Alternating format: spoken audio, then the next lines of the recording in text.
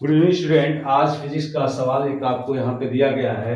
वैद्युत क्षेत्र E बराबर 3/5 E0 I plus 4/5 E0 J में जहाँ E0 1000 न्यूटन प्रति कूलम है, 0.1 मीटर स्क्वायर क्षेत्रफल वाली समतल प्लेट YZ तल में रखी है। प्लेट से गुजरने वाली वैद्युत फ्लक्स की गणना कीजिए।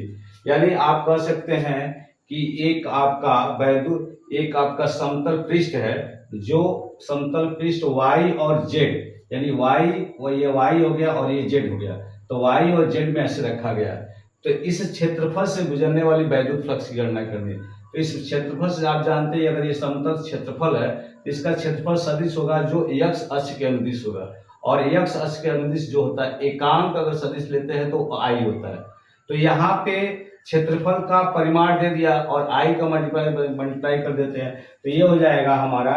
यहाँ पे e का वैल्यू दे दिया है, e बराबर आपको दे दिया है 3/5 E0 और i और प्लस 4/5 E0 और j, ये आपका e का वैल्यू दे दिया। और यश का वैल्यू हो जाएगा, क्षेत्रफल सदिश लेते हैं तो 0.1 यहाँ पे हो जाएगा i हो जाएगा, क्योंकि i x अक्ष के अदिश जो है, x अक्ष के अनुदिश जो हमारा एकांक सदिश i होता है, 0.i हो जाएगा।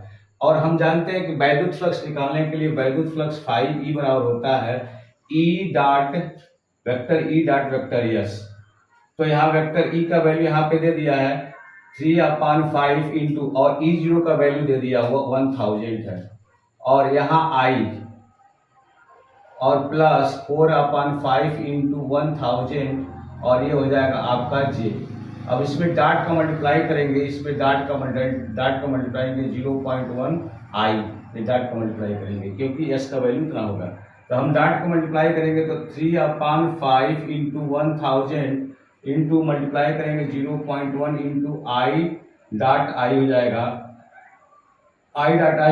और प्लस 4/5 इंटू 1000 इंटू 0.1 इंटू, और यहाँ हो जाएगा j डॉट i हो जाएगा।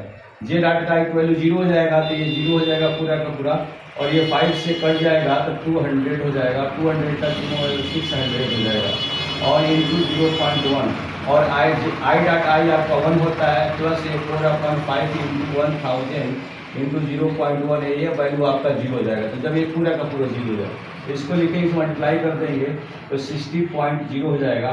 इतना न्यूटन मीटर स्क्वायर प्रति कूलम होता है। ये आपका इतना वैद्युत फ्लक्स उस क्षेत्रफल से 60 न्यूटन मीटर स्क्वायर प्रति कूलम क्षेत्रफल से वैद्युत फ्लक्स गुजरे।